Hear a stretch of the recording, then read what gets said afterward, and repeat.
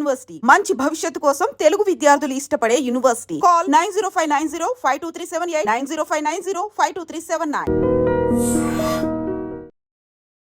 పాతికేళ్లగా మీ ప్రయాణం అనేది కూడా కొనసాగుతూనే ఉంది, కానీ మీకు రావాల్సిన గుర్తింపు రాలేదని నార్మల్గా మా ఫీలింగ్. 100% కరెక్ట్. షార్ట్ ఫిలిమ్స్, ఒక నార్మల్గా ఏదైనా మధ్యలో వచ్చినట్టు సీరియల్స్, తర్వాత సినిమా, యా, ఇట్లా ఒక గ్రాఫ్ అనేది ఒకటి ఉంటుంది. అవును. కానీ మీ విషయంలో మాత్రం కంప్లీట్ రివర్స్ ఉంది. మనవాడు, మన ఇంటి పక్కోడు, వాడిని ఎంకరేజ్ చేద్దాము అనే ఇండస్ట్రీలో లేదేమో అని నేను అనుకుంటా. బట్ ఇది చూస్తే కొంతమందికి ఏమైనా కోపం రావచ్చు. సినిమాగ్రఫీలో ఒకసారి చూస్తే స్టార్టింగ్ ఆఫ్ ది కెరియర్లో మంచి మంచి క్యారెక్టర్స్ పడ్డాయి. అవును. కమింగ్ టు ద ఆది మూవీ, ఎక్కడికి వెళ్ళినా స్టిల్ ఇప్పుడు కూడా ఎవరైనా కొత్త వాళ్ళు చూసినా సార్ మీరు ఆది మూవీ చేశారు కదా సార్ అంటారు.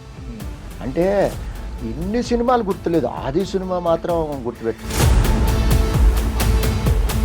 మీరు 5 మీద పెట్టే సీను ఒక్కసారిగా చెప్తూ ఉంటే కూడా ఒక గూస్ బంప్స్ వచ్చే మూమెంట్స్. ఎన్టీఆర్ గారితో జర్నీ అనేది ఇక అద్భుతం, అది దాంట్లో డౌట్ లేదు. అతనితో చాలా సరదాగా ఉండేది. చాలా చిన్నపిల్లడు తనకంతా నాకు తెలిసి 20 years కూడా లేవనుకుంటా.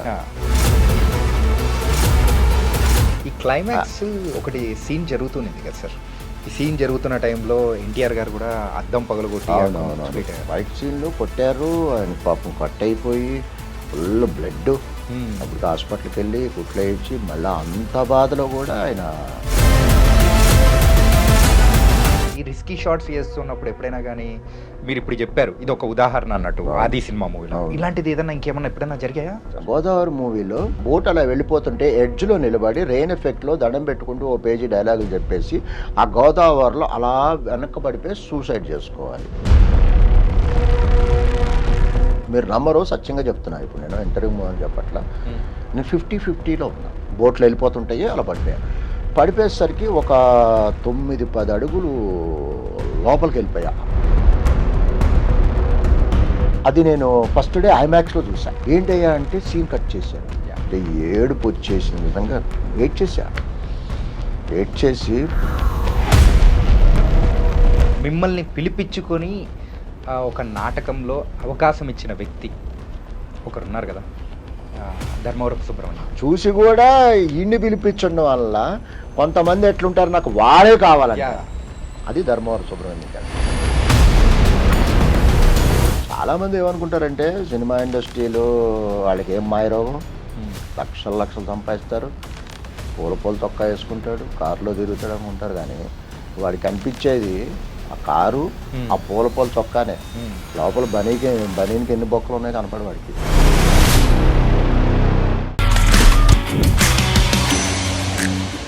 Hi guys, welcome to I dream. నేను మీ చాణక్య. గైస్, సుమారు 100+ మూవీస్, అలాగే దరిదాపు 50 సీరియల్స్ చేసిన వ్యక్తి మన ఇండస్ట్రీలో ఉన్నారంటే మీరు నమ్ముతారా? మెయిన్గా ఉన్నారు. అందులో కూడా ఇన్నాళ్ళ నుంచి కూడా చూడ్డానికి అద్భుతమైన నటన అండ్ అందంగా ఇలా అన్ని క్వాలిటీస్ ఉన్నా కానీ ఒక పర్టికులర్ టైంలో ఒక కమర్షియల్ బ్రేక్ అనేది రాకపోతే ఎలా ఉంటుంది? కానీ అయినా కానీ ఆయన చేసుకుంటూ వెళ్తున్న విధానం కానీ ఆయన పాత్రలు కానీ చాలా డిఫరెంట్గా ఉంటాయి. ఆయన ఎవరో కాదు, రాజేంద్ర కుమార్ గారు. ఇప్పుడు మనతో పాటు కూడా రాజేంద్ర కుమార్ గారు ఉన్నారు. మరి ఆయనతో కూడా మాట్లాడదాం. Hi sir. నమస్తే సార్. నమస్తే అండి సార్. అందరికీ నమస్కారం అండి. ఐ డ్రీమ్ ప్రేక్షకులకి వెల్కమ్. చెప్పడానికి నా ఇంట్రడక్షన్ ఏదో కొంచెం తప్పు అనిపించింటే నన్ను క్షమించండి సార్. ఎందుకు తప్పేముంది?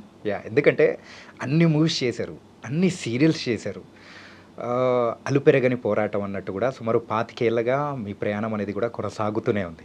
కానీ మీకు రావాల్సిన గుర్తింపు రాలేదని నార్మల్గా మా ఫీలింగ్. దీనికి మీరేమంటారు? 100% కరెక్ట్. గుర్తింపు రాలేదు అన్నది కరెక్ట్ కాదు, గుర్తింపు వచ్చింది. నేను చెప్పాలి అంటే ఫ్రాంక్గా అనేక రకమైన షేడ్స్, హిస్టారికలు, మైథలాజికలు, ఒక police officer, good character, bad character, అనేక అద్భుతమైన క్యారెక్టర్లు చేశా. జాబ్ సాటిస్ఫాక్షన్ ఉంది. ఓకే. బట్ మీరు అన్నట్టు బ్రేక్ రాలేదన్నారు చూసారా, అంటే జాబ్ సాటిస్ఫాక్షన్ లేదు. Correct, 100% correct. అంటే ఒకటండి, అఫ్కోర్స్ కొంతమందికి జాబ్ సాటిస్ఫాక్షన్ లేకపోయినా జాబ్ సాటిస్ఫాక్షన్ ఉంటుంది. మరి నాకు ఎందుకు రాలేదు, అది నాలో లోపం ఉంది అని, అంటే ఓవర్ కాన్ఫిడెన్స్గా చెప్పట్లేదు, బట్ కాన్ఫిడెంట్గా అని చెప్తున్నా. నాలో లోపం అయితే లేదు.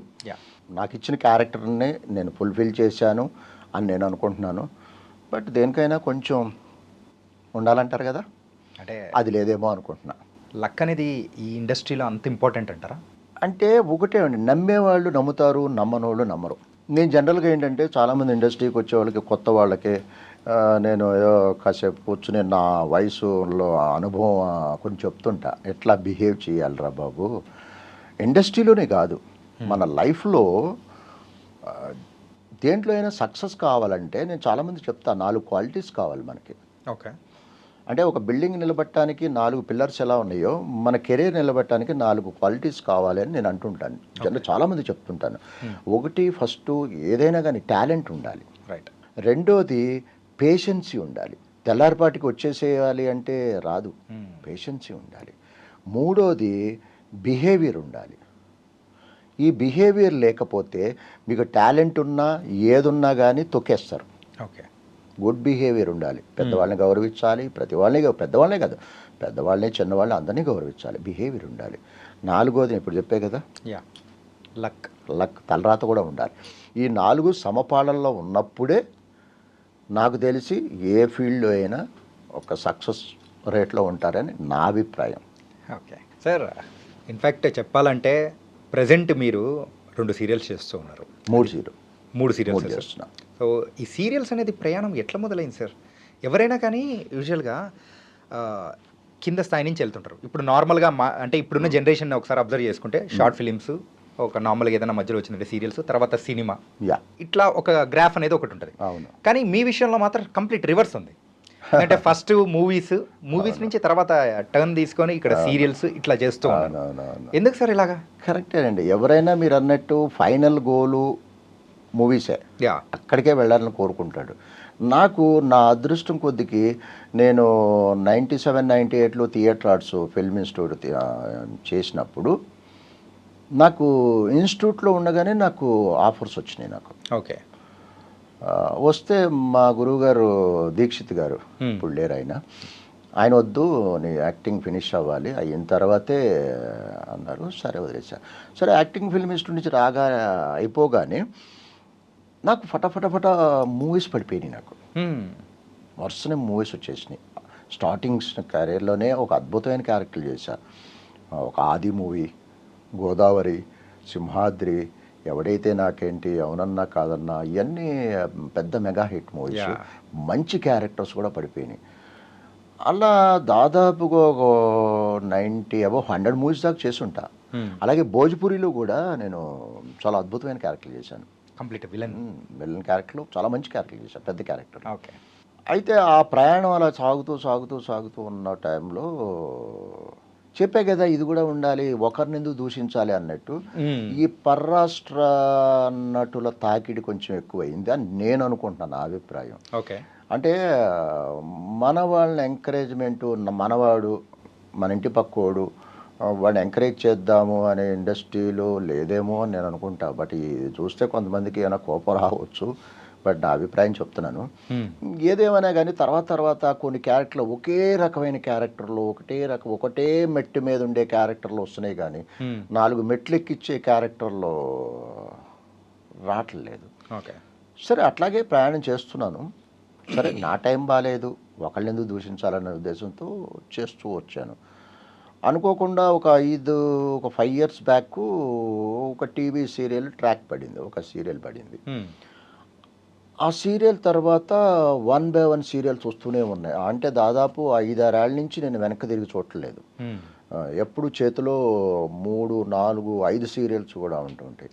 అంటే నాకు ఊపిరాడుకోకుండా సీరియల్స్ రావడం వల్ల నేను మూవీస్కి చేయలేకపోతున్నా, డేట్స్ అడ్జస్ట్ అవ్వట్లేదు. ఈవెన్ అటు షిఫ్ట్ అవుదాం అనుకున్నా కానీ ఇవన్నీ ఆపేస్తున్నాను, బ్లాక్ చేసేస్తున్నాయి. దీన్ని ఆపలేను.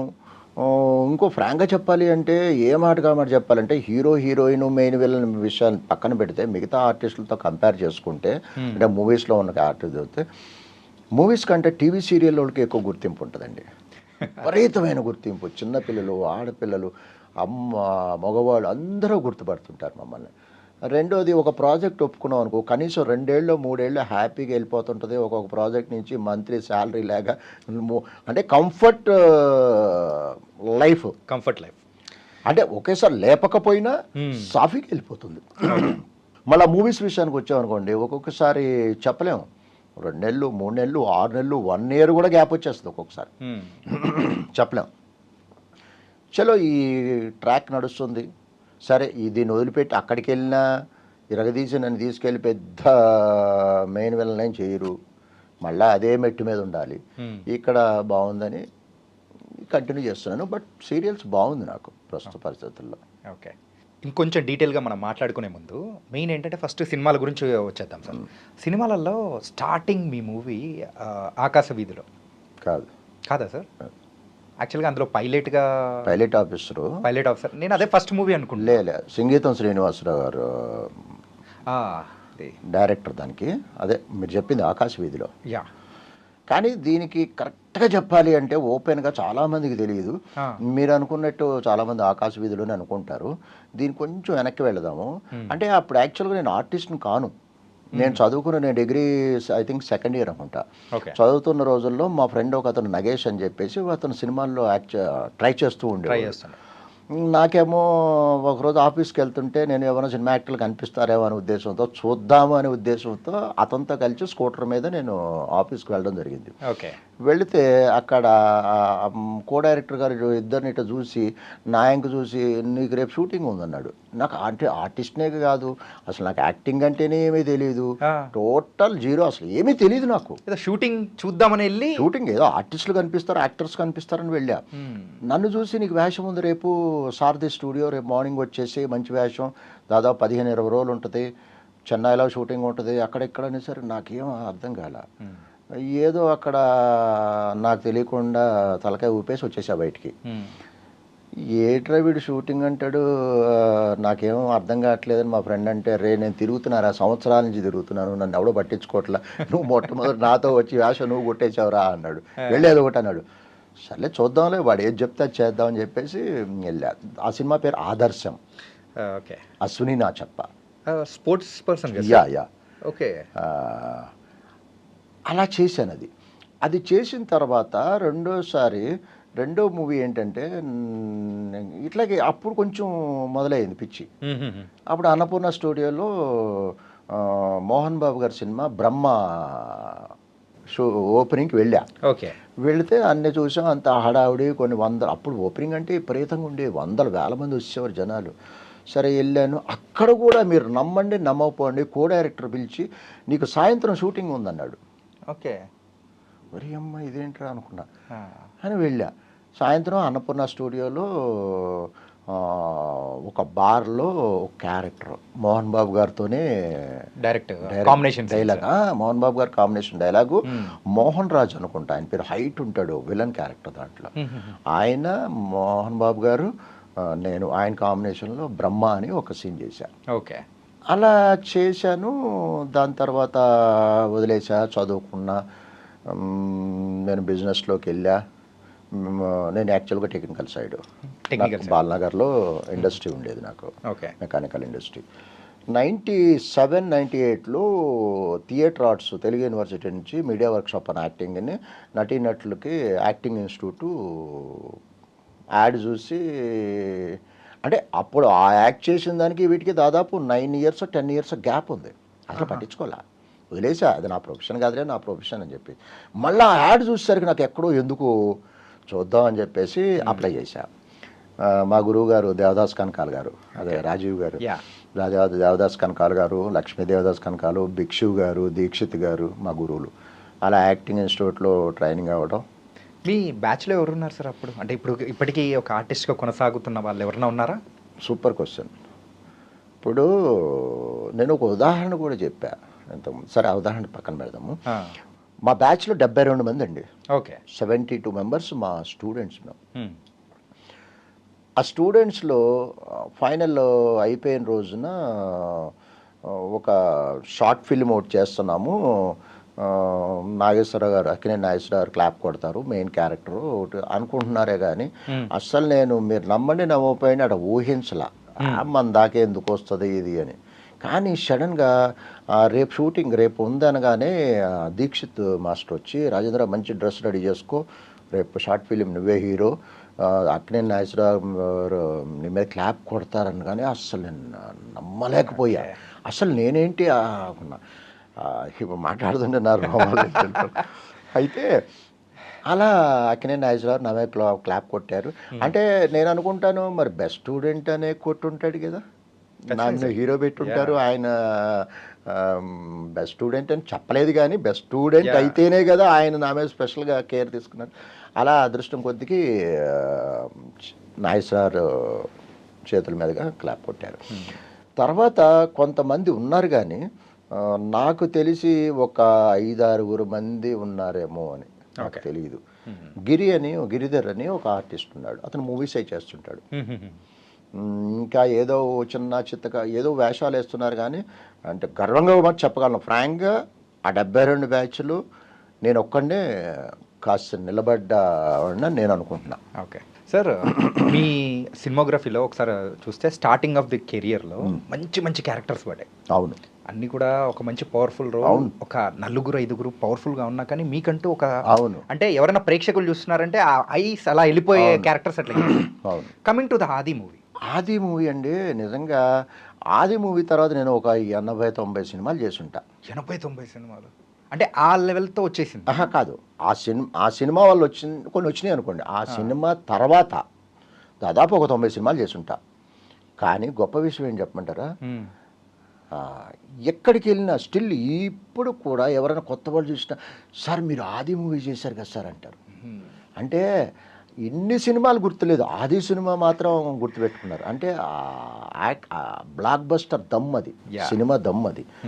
ఇప్పటికీ గుర్తుపడుతుంటారు. బాగా గుర్తుపట్టేది ఆది మూవీ, గోదావరి, ఎవడైతే నాకేంటి, అవునన్నా కాదన్నా, సింహాద్రి, అలా చాలా సినిమాలు హిట్.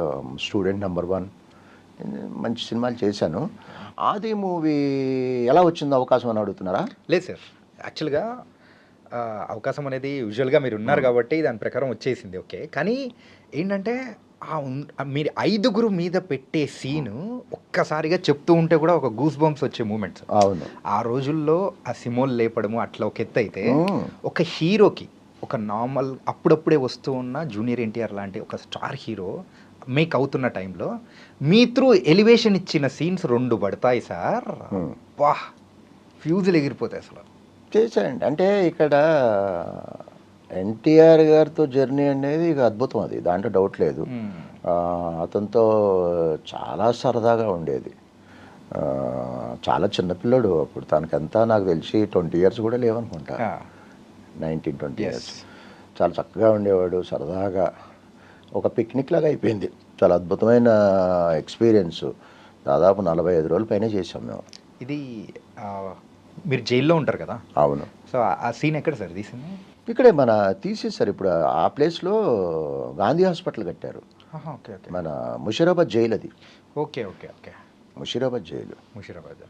దాంట్లో కూడా నాకు ఇక్కడ చెప్పుకోవాలి, క్యారెక్టర్ అనేది రెగ్యులర్గా ఏదో వెళితే వచ్చింది కాదు, నాకు విచిత్రంగా వచ్చింది నాకు. ఓకే. ఎట్లా అంటే నేను అప్పుడు అదే టైంలో స్టూడెంట్ నెంబర్ 1 చేస్తున్నా, రాజమౌళి గారిది, ఎన్టీఆర్ గారిది.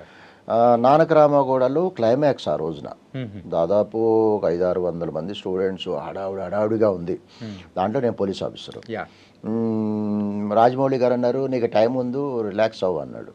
సరే, అక్కడ కుర్చీ ఉంది, కుర్చీలో కూర్చున్నాను. నా పక్కనే ఒక రెడ్ కలరు మారుతి 800 ఒకటి ఉంది, తన పక్కన కుర్చీలో కూర్చున్నా.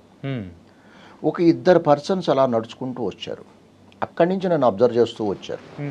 వచ్చి దగ్గరకు వచ్చి, ఆర్టిస్టా మీరు అన్నాడు. అంటే అప్పుడు డ్రెస్లో లేను, మామూలుగా కూర్చున్నా. ఆర్టిస్టా అంటే అవునండి, మీరెవరు అని అడిగా. అంటే ఫస్ట్ పర్సన్ నన్ను వినయ్ అంటారు అని పరిచయం చేసుకున్నాడు. ఓకే. అంటే వినాయక్ గారు. పక్క ఆయన నేను బుజ్జి అని పరిచయం చేసుకున్నాడు. అంటే ఎవరు? ప్రొడ్యూసర్ బుజ్జి, నల్లమలపు శ్రీనివాస్ గారు. అంటే ఫ్రాంక్గా చెప్పాలి అంటే, ఇప్పుడు ఆ విషయం వాళ్ళు చూస్తే ఇది వాళ్ళకి గుర్తుందో లేదో, కానీ కొన్ని మెమరీస్ మాకు గుర్తుండిపోతాయి. కొంతమందికి కొన్ని గుర్తుండకపోవచ్చు, కొన్ని మైండ్ ప్రింట్ అయిపోయి ఉంటాయి. అయితే అప్పుడు ఎవరికో తెలియదు కదా, బుజ్జి గారు ఎవరికి తెలియదు, వినాయక్ గారు ఎవరికి తెలియదు కదా బయట.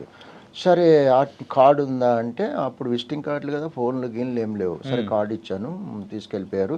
మర్నాడు మార్నింగ్ 10 o'clockకి బుజ్జి గారు ఫోన్ చేశారు.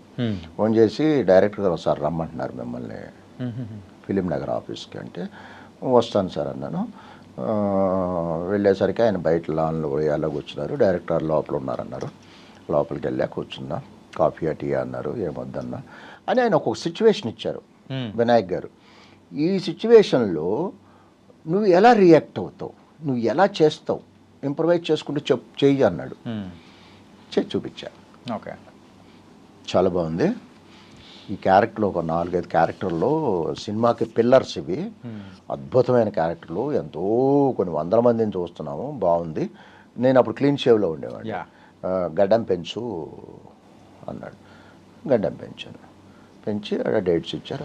అలా క్యారెక్టర్ నాకు అంటే ఎలా ఉంటుందంటే అండి, అవకాశం మనం వద్దనుకున్నా కొన్ని వెంటాడతాయి. ఓకే, కొన్ని మనం ఎంత కావాలని వెంటాడినా రావు. ఓకే, అలా అనుకోకుండా వచ్చిన క్యారెక్టర్ అద్భుతమైన క్యారెక్టర్. ఈ క్లైమాక్స్ ఒకటి సీన్ జరుగుతుంది కదా సార్. ఈ సీన్ జరుగుతున్న టైంలో ఎన్టీఆర్ గారు కూడా అద్దం పగలగొట్టి ఆ టైంలో కూడా మీరు ఉన్నారు అక్కడ మన విజయనగరం ఆ కోట దాంట్లో. అవును. ఫైట్ సీన్లో కొట్టారు ఆయన, పాపం కట్ అయిపోయి ఫుల్ బ్లడ్. అప్పుడు హాస్పిటల్కి వెళ్ళి కుట్లు ఇచ్చి మళ్ళీ అంత బాధలో కూడా ఆయన యాక్ట్ చేశారు. అయితే ఇక్కడ ఒక విషయం చెప్పాలి, మేము ఫేస్ చేసాం. ఓకే, మేము యాక్చువల్గా ఒక ఓపెన్ టాప్ జీప్లో తిరుగుతుంటాం. అది green colour, olive green jeep. అది అది ఎక్కడో లొకేషన్లో చేసాం. కట్ చేస్తే మళ్ళీ లొకేషన్ ఎక్కడ, కర్నూలులో షూట్ చెయ్యాలి. సరిగ్గా సంక్రాంతి మార్నింగ్ అందరికీ ఇంట్లోకి విషెస్ చెప్పాము, వచ్చాము. గ్రీన్ కలర్ జీప్ దొరకలే అక్కడ. అప్పుడు ఏం చేశారు, కంటిన్యూటీ కోసం అనేసి అప్పటికప్పుడు స్ప్రే పెయింటింగ్ తీసుకొచ్చి గ్రీన్ పెయింటింగ్ వేసేసారు. తడిగా ఉంది, ఆరలా. మేము 5 షాట్ ఏంటంటే జీప్లో మేము 5 నిలబడి ఉంటాం ఓపెన్ టాప్లో. ఆ 4 టైర్లో జీప్ మధ్యలో పెద్ద గొయ్యి తీసుకుని అక్కడ కెమెరామెన్ పెట్టుకుని ఇలా కెమెరామెన్ గారు అంటే ఆ జీప్ వెళ్ళిపోద్ది, ఆ షాట్ అక్కడ పెట్టారు. అక్కడ భూమిలో పెట్టారు ఆ జీప్ మధ్యలో. ఓకే, అది పాస్ అయిపోవాలి. అది షాట్. అది ఎవరో ఎన్టీఆర్ గారు డ్రైవ్ చేయాలి. సరే కెమెరా కింద ఉంది కదా అని చెప్పేసి ఎవరో కో డైరెక్టర్ ఎవరో తెలియదు, గుర్తులేదు, అతను డ్రైవ్ చేస్తాను ఏసీ గేర్ స్పీడ్గా తీసుకున్నాడు. ఇలా ఆ స్పీడ్గా తీసుకునేసరికి ఎవరు ఎక్స్పెక్ట్ చేయలేదు కదా. అక్కడి నుంచి ఒకేసారి కింద పడిపోయా. జర్రం జారిపోయి, ఎందుకంటే తడిగా ఉంది, జారి కింద పడిపోయినప్పుడు జనరల్గా నలుగురిలో పడిపోయినప్పుడు మనకు ఒక ఇన్సల్ట్గా ఉంటుంది కదా మనిషికి. నేను అమ్మా పడిపోయారా అనేసి ఇన్సల్ట్గా ఫీల్ అవుతూ ఇలా చూసుకుని ఇలా టర్నింగ్ ఇచ్చుకుంటే అక్కడ పెద్ద కుప్ప ఉంది. కుప్ప ఏంటంటే ఆ నలుగురు ఒకళ్ళ మీద ఒకళ్ళు పడి ఉన్నారు. ఓకే, అంటే 5 కింద పడిపోయాం. ఒక్కళ్ళ మీద ఒకళ్ళు పడి ఉన్నారు, నేను పక్కన పడ్డా. నిజంగా ఫిష్ వెంకట్ తెలుసు కదా, అతనికేమో చెయ్యి ఫ్రాక్చర్ అయింది. ఫనీ అని ఇంకొక ఆర్టిస్ట్ ఉన్నాడు తెలుసు కదా, అతనికి షోల్డర్ డిస్లొకేట్ అయింది. అందరికీ దెబ్బలు తగిలినాయి. అప్పటికప్పుడు హాస్పిటల్ తీసుకెళ్ళటం, ట్రీట్మెంట్ తీసుకోవచ్చు. అప్పుడు కూడా మళ్ళీ ఆ షూటింగ్ యాప్లో యాక్ట్ చేసాం. అంటే సార్ ఎక్కువగా మీరు చేసిన పాత్రలన్నీ కూడా complete negative roles, maximum negative roles. In fact తీసుకుంటే ఒక 80% ఏమన్నా చేసింటారు, ఇంకా ఎక్కువే ఉంటుంది. కానీ సార్ అలా చేస్తున్న టైంలో ఎక్కువగా ఫైట్స్ అనేది ఉంటుంది, రిస్కీ షాట్స్ అనేది కూడా ఉంటుంది. ఈ రిస్కీ షాట్స్ చేస్తున్నప్పుడు ఎప్పుడైనా కానీ మీరు ఇప్పుడు చెప్పారు ఇది ఒక ఉదాహరణ అన్నట్టు ఆది సినిమా మూవీలో, ఇలాంటిది ఏదైనా ఇంకేమన్నా ఎప్పుడైనా జరిగినాయండి. ఒకటేంటండి, దాదాపు ఒక 60 డజన్ పైనే నేను దాదాపు చావు అంచులు అంటారు చూసారా, అక్కడ దాకా క్షణంలో చచ్చిపోయేవాడిని. అక్కడ దాకా వెళ్ళి తిరిగి వచ్చిన సంఘటనలు దాదాపు ఒక 6-7 ఉన్నాయి. అది చెప్పాలంటే 6 ఎపిసోడ్లు అవుతాయి ఇక్కడ. కానీ ఒకటి చెప్తాను, అంటే ఇంతకుముందు కూడా చెప్పాను నేను, బట్ వాళ్ళు వేరే ఉండొచ్చు, ప్రేక్షకులు వేరే ఉండొచ్చు. కానీ స్కేరీ మూమెంట్ అది మాత్రం మర్చిపోలేని మూమెంట్. అదే మర్చిపోలేని మూమెంటే ఇప్పుడు నేను చెప్పబోయేది. ఈ 6 డేంజరస్ ఇది. గోదావరి మూవీ చూసి ఉంటారు మీరు. చూసాను సార్. గోదావరి మూవీలో వీరయ్య అనే విలన్ క్యారెక్టర్. అది వాడు రియలైజ్ అవుతాడు. రియలైజ్ అయిపోయి నేను మళ్ళా మనిషి అంటూ పుడితే నేను మనిషిగా పుట్టించు, రాక్షసుడిలా పుట్టించదు అని భగవంతుడిని వేడుకుంటూ రెయిన్ ఎఫెక్ట్లో బోట్లు వెళ్ళిపోతే బోట్లు వెనకాల పంటి అంటారు అనుకుంటా, వెదురు బొంగులతో వాటర్ లెవెల్లో వెళ్తుంటారు, పంటి అంటారు, ఏదో అంటారు, ఐడియా లేదు. దాని మీద ఆ బోట్ అలా వెళ్ళిపోతుంటే ఎడ్జ్లో నిలబడి రెయిన్ ఎఫెక్ట్లో దండం పెట్టుకుంటూ ఓ పేజీ డైలాగులు చెప్పేసి ఆ గోదావరిలో అలా వెనక్కి పడిపోయి సూసైడ్ చేసుకోవాలి. ఓకే, గోదావరిలో పడిపోయి అది సీను. శేఖర్ కమల్ గారు అడిగారు, రాజేంద్ర ఇట్లా షూట్ ఇవాళ చేస్తున్నాం, అది నీకు ఈత వచ్చు కదా అన్నాడు. సార్ నేను ఇంతవరకు నేను స్విమ్మింగ్ పూల్లో కూడా దూకలేదు సార్, నాకు అసలు ఈత అంటే తెలియదు సార్, నాకు రాదు సార్ అన్న. ఓ అలాగా, సర్లే నీ షర్టు ఇస్తే వాటర్ మీద తేలినట్టు వేసి డైలాగ్ పోస్ట్ చేస్తాను, ఎవరితో ఉన్నా వేరే సూసైడ్ చేసుకున్నాడు, ఆత్మహత్య చేసుకున్నాడు అంటే, లేదు సార్ నేను చేస్తాను సార్ అంటే, ఎట్లా చేస్తావు అంటే, చేస్తాను సార్ అని చెప్పేసి జాకెట్ ఉంటుంది కదా లోపల, లైఫ్ జాకెట్, ఆ జాకెట్ వేసుకుని షర్ట్ వేసుకుని రెడీ అయిపోయా. మీరు నమ్మరు, సత్యంగా చెప్తున్నా, ఇప్పుడు నేను ఇంటర్వ్యూ అని చెప్పట్లా, నేను 50-50లో ఉన్నా.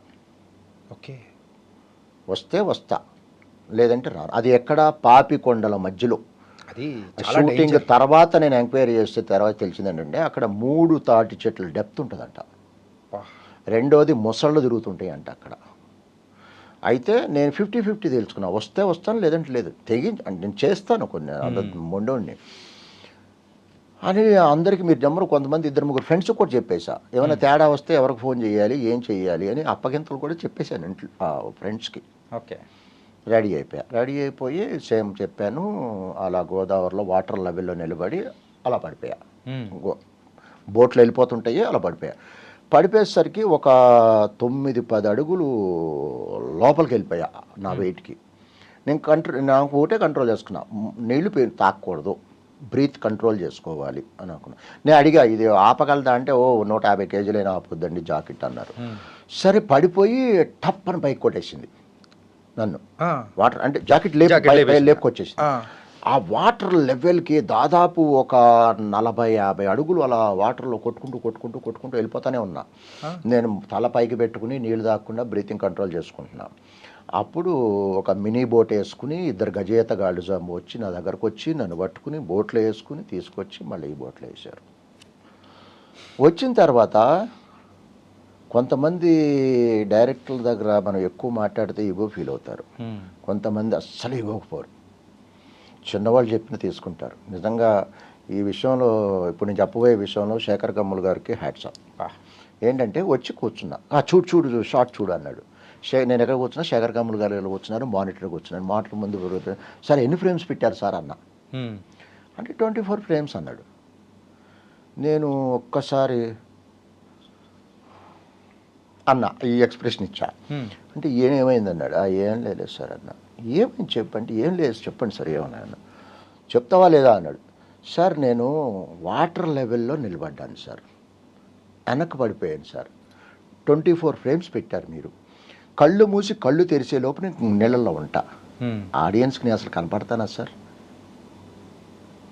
బిల్డింగ్ నుంచి పడుతుంటే ఆ ట్రావెలింగ్కి at least 1 second half second time ఉంటుంది.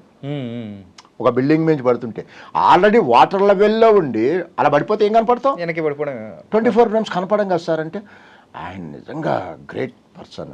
అసలు ఇంత కూడా ఆలోచించకుండా ఈగోకు ఈడు చెప్పేది ఏంటి అని ఈగోకు పోకుండా వన్ మోర్ అన్నాడు. ఆల్రెడీ అంత రిస్క్ అని తెలిసిన తర్వాత కూడా మళ్ళీ వన్ మోర్ అన్నాడు. నేను రెడీ అయ్యా, దానికి కూడా 1 మోర్కి 72 ఫ్రేమ్స్ పెట్టారు ఆయన. అంటే అలా పడినప్పుడు అలా అలా అలా అలా అలా అలా స్లో మోషన్ పట్టడం, వాటర్ అలా అద్భుతంగా వచ్చింది. మళ్ళీ సేమ్ పట్టడం, లోపలికి వెళ్ళటం, కొట్టుకెళ్ళటం, మినీ బోల్ట్ తీసుకురావడం లోపల తీసుకెళ్ళి లోపల పడేయడం, అలా 2 సార్లు చావంచుల దాకా వెళ్ళొచ్చా. తర్వాత అడిగితే అక్కడ 3 తాటి చెట్లు డెప్త్ ఉంటుంది, ముసళ్ళ తిరుగుతాయి అన్నారు. ఆ డాన్స్ కొరియోగ్రాఫర్ స్వర్ణ మాస్టర్ బల్లెదుకే ధైర్యం చేసావు, మంచి ఎతగాడు అనుకుంటా మేడం, నాకు ఎప్పుడు ఈతే రాదు మేడం ఎప్పుడంటే తిట్లు తిట్టింది ఆవిడ నన్ను. బుద్ధుందా నీకు, పిచ్చి పిచ్చి పనులు చేయి, మాకు ఇలాంటి ఎప్పుడు రిస్కులు చేయకు, జీవితంతో ప్రాణాలతో ఎప్పుడు చేయొద్దమ్మా, ఎప్పుడు చేయొద్దని బాచివాట్లు పెట్టింది ఆవిడ. అది ఇప్పటికీ తలుచుకుంటే ఇంత చేశానా. ఇంకా ఒక సాడ్ విషయం చెప్పమంటారా దీంట్లో? అది నేను ఫస్ట్ డే ఐమాక్స్లో చూసా. తెలుసు సార్, మీరు ఆ సాడ్ ఏదో చెప్తారు. ఐమాక్స్లో చూసి హ్యాపీ అన్న, చాలామంది ఫోన్లు చేస్తున్నారు, ఫుల్ హ్యాపీ. 4వ రోజు ఫోన్ వచ్చింది, ఏంటయ్యా అంటే సీన్ కట్ చేశారు అని. అసలు కట్ చేయాల్సిన అవసరం లేదు. పోనీ లెంగ్త్ ఉందా, తిప్పి కొడితే ఆ డైలాగు పడిపోతాం. మ్యాక్సిమం ఉంటే 2 minutes ఉంటుంది. ఆ 2 minutes ఎంత ఎఫెక్ట్ ఉంది. ట్రిమ్ అయ్యింది, లేపేశారు సీన్ అంటే ఏడుపు వచ్చేసింది. నిజంగా ఏడ్ చేసి ఫోన్లు కనిపించిన వాళ్ళకల్లా కో డైరెక్టర్లకి అందరికీ ఫోన్లు చేసి పచ్చి బూతులు తిట్టేశా. అంటే ఆ ఫ్రస్ట్రేషన్ అంత రిస్క్ చేసిన వాడికి ఆ షాట్ 3 రోజుల తర్వాత కట్ చేయాల్సిన అవసరం ఏంటి? రీజన్ ఏంటంటే ఇప్పటికీ క్వశ్చన్ మార్క్. సార్ అది మీరు అందులో బతుకుతారు కదా, హ్యాపీ ఎండింగే ఉంటుందేమో. లేదా చనిపోతా కదా. చనిపోతారా? ఓకే, చనిపోతా. అది వేరే రకంగా సూసైడ్ చేసుకుంటాడు. అదే మళ్ళీ మనిషి అంటూ ఉంటే, జన్మ అంటూ ఉంటే మనిషిగా పుట్టించని చెప్పేసి సూసైడ్ చేసుకుంటాడు. ఓకే, అంటే అక్కడ డైలాగ్లో పోస్ట్ చేశారు యా చచ్చిపోయాడని. అసలు అద్భుతమైన షాట్. అసలు శేఖర్ కమ్ముల్ గారు అన్నారు, ఎంతమంది మెచ్చుకున్నారు ఆ షాట్ చూసి. సర్లేండి, ఓకే. చావు, కర్ణుడి చావుకి 1,00,000 కారణాలు ఉంటాయి. 1,00,000 కారణాలు అన్నట్టు. అంటే ఇంకా తర్వాత అయితే మీరు మూవీస్ అనేది కూడా కంప్లీట్గా ఒక 20 years చేసుకుంటూ వెళ్ళిపోతూ ఉన్నారు. గుర్తింపు తెచ్చినేటి మెయిన్గా చూసుకుంటే ఆ స్టార్టింగ్ ఆఫ్ ద కెరియర్లో ఎక్కువ ఉన్నాయి, కానీ అవునవును తర్వాత ఇక రొటీన్ అయిపోయి చెప్పాక ఒకటే మెట్టు మీద.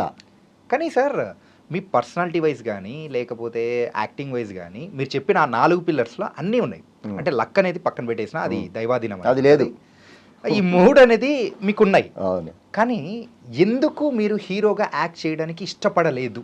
అంటే హీరోగా చెయ్యాలి అంటే ఫ్రాంక్గా చెప్పాలి అంటే నాకు రాలేదు కాబట్టి చెప్తున్నాను అని కాదు, నాకు హీరోగా చేయడం ఇష్టం లేదండి. అదే మీరు ఇంత ముందు కూడా చెప్పారు, కానీ నాకు విలనే ఇష్టం.